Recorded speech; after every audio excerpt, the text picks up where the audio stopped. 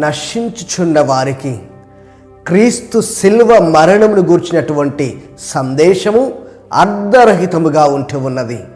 కానీ రక్షింపబడుచున్న వాళ్ళందరికీ ఒక గొప్ప అద్భుతమైన శక్తిగా ఉంటూ ఉన్నది.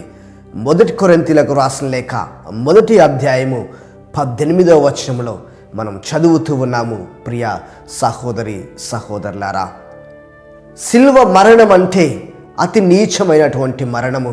అనేక నేరాలు చేసి పట్టుబడిన వారికి ఫలితముగా శిలువ మరణాన్ని ఆ రోమా సామ్రాజ్యం విధించేది.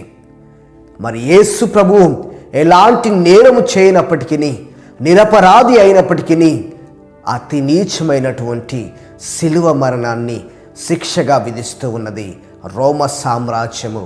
ధర్మశాస్త్ర బోధకులు, మత పెద్దలందరూ కూడా కలిసి మరి అతి నీచమైనటువంటి నేరస్తులకు విధించేటువంటి ఈ మరణ శిక్షని, ఈ శిలువ మరణ శిక్షని ఆ ప్రభువు శిలువపై మరణించిన తర్వాత ఆ శిలువకున్నటువంటి అర్థాన్ని మార్చివేస్తూ ఉన్నాడు. ఏ విధంగానైతే అనేకమైనటువంటి నేరస్తులు ఆ శిలువ పైన తమ రక్తాన్ని చిందించి మరణించినప్పటికీ ఎలాంటి ఫలితము లేదు.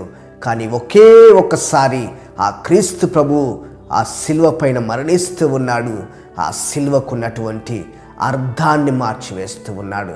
కాబట్టి నశించుచున్న వారికి క్రీస్తు శిలువ యొక్క మరణము అర్ధరహితముగా ఉంటూ ఉన్నది.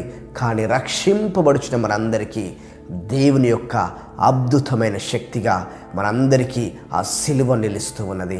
కాబట్టి ప్రియ దేవుని బిడ్డలారా, ఈ తపస్కాలంలో మనందరం కూడా పరిశుద్ధ శిలువ మార్గము ద్వారా ప్రభు యొక్క బాధల్ని, ప్రభు యొక్క కష్టాలని మనందరం కూడా ప్రత్యేకంగా ధ్యానిస్తూ ఉన్నాం.